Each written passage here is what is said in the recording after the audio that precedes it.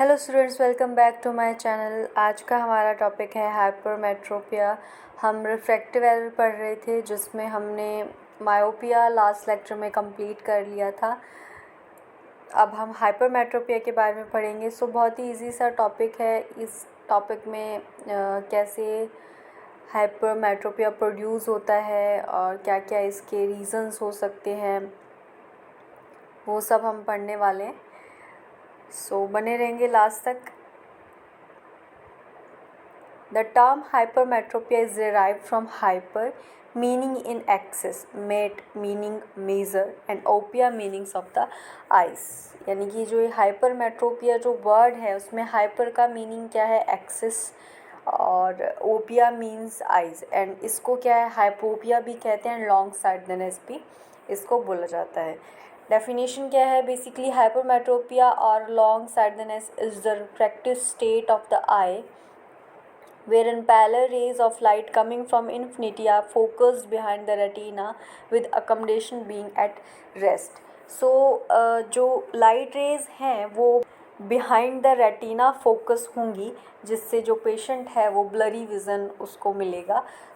ऐसी condition hypermetropia में होती है। इसमें जो आई बॉल है उसका लेंथ जो है वो शॉर्ट हो जाती है, जिस वजह से ऐसा होता है।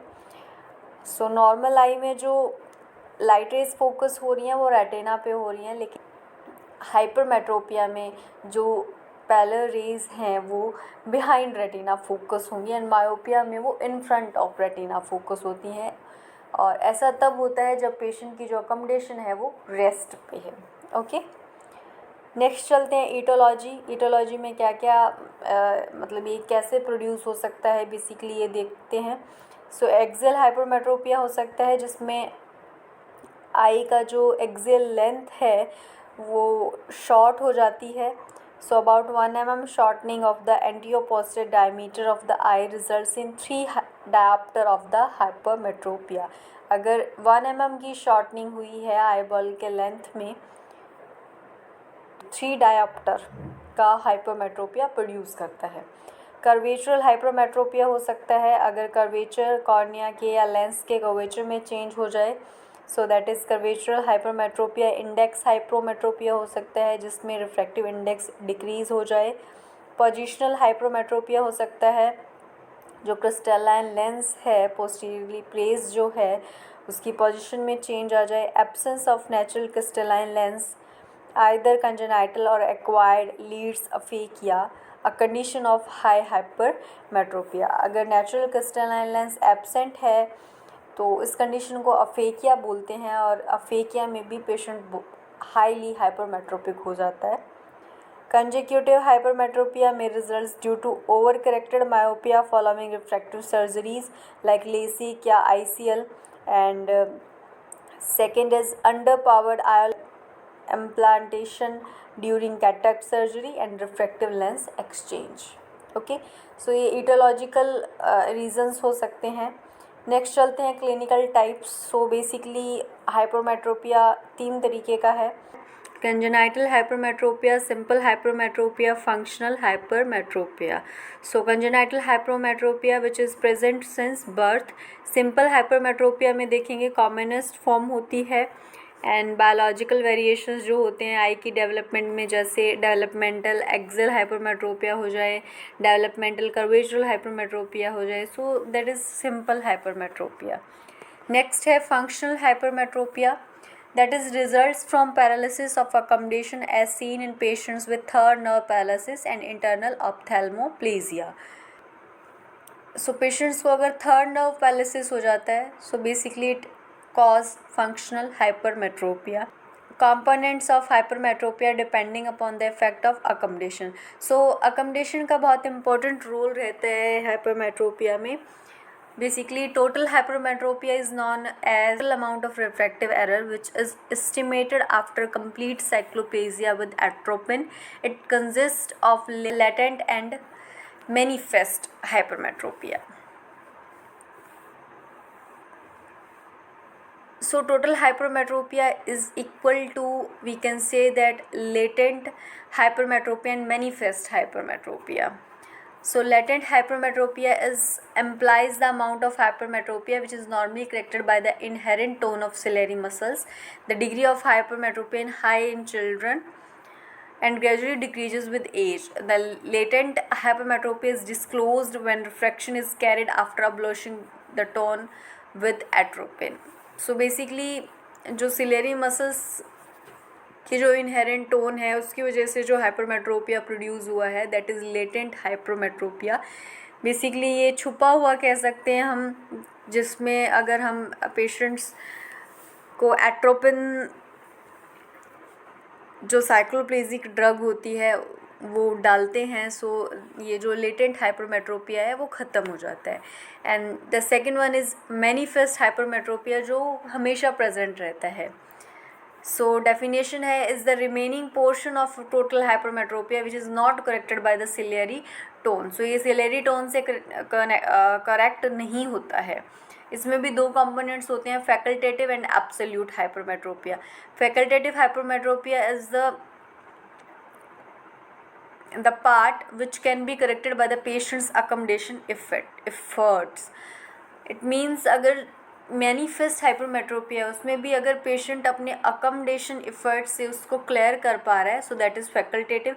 And absolute hypermetropia is residual part of manifest hypermetropia which can not be corrected by the patient's accommodation efforts. Okay, so next चलते हैं. Total hypermetropia is equal to latent hypermetropia and manifest hypermetropia, and manifest hypermetropia is equal to facultative hypermetropia plus absolute hypermetropia. Okay, so ये summary है जो भी theory हमने पढ़ा है. आगे hypermetropia variation with age, because birth से ही ये प्रेजेंट होता है एंड ग्रेजुअली डिक्रीज होता है, सो ये एज के साथ में वेरी भी करता है. At birth the eyeball is relatively short having +2 to +3 hypermetropia which is gradually reduced. By the age of 5 to 6 years the eye is emmetropic and remains so till the age of about 50 years. 5 से 6 साल की उम्र में जो ये आई है वो इमेट्रोपिक हो जाता है जब तक कि हमारा 50 ईयर्स कंप्लीट नहीं होता है, क्योंकि आफ्टर 45 या हम कह सकते हैं आफ्टर 40 to 45 पेशेंट्स जो है वो प्लस का जो ग्लासेस है वो यूज़ करना स्टार्ट कर देते हैं for near, that is known as presbyopia, जो एक फिजियोलॉजिकल एरर होता है basically. After 50 years of age, there is tendency to develop hypermetropia again, which is gradually increases until the extreme of life by which is started. The senile hypermetropia is due to changes in the crystalline lens. Because of changes in crystalline lens, presbyopia जो है वो इसी वजह से होता है. Next चलेंगे clinical features में सिम्टम देख लेते हैं. Basically in patients with hypermetropia the symptom vary depending upon the age of the patient and the degree of refractive error. इसमें डिफेक्टिव विजन होगा with asthenopic symptoms when the amount of hypermetropia is such that is not fully corrected by the voluntary accommodative efforts. Then the patient complains of defective vision which is more for near than distance and is associated with asthenopic syndrome due to sustained accommodative efforts. Defective vision only when the amount of hypermetropia is very high, the patient usually do not accommodate, especially adults. Then occurs marked defective vision for near and distance both. Next चलेंगे sign. इसमें जो size जो है eye ball का वो small लगेगा, cornea में भी slightly smaller than normal. AC जो है वो शैलो मिलेगा. Retinoscopy and AR reveals hypermetropic refractive error. Fundus examination में जो स्मॉल ऑप्टिक डिस्क मिलेगी और look more vascular. The retina as a whole may shine due to greater brilliance of light reflections. A-scan ultrasonography may reveal a short anteroposterior length of the eyeball in axial hypermetropia. Next चलेंगे treatment. Basically दो तरीके का treatment रहता है, optical treatment and surgical treatment.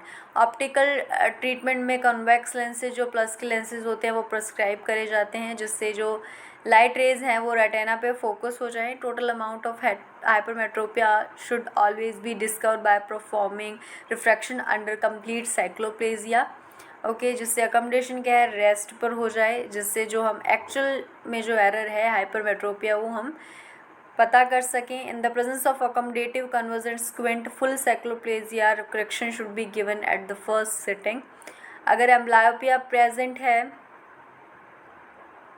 अगर amblyopia present है तो full correction जो है वो ओक्लूजन थेरेपी स्टार्ट करने के बाद देना चाहिए।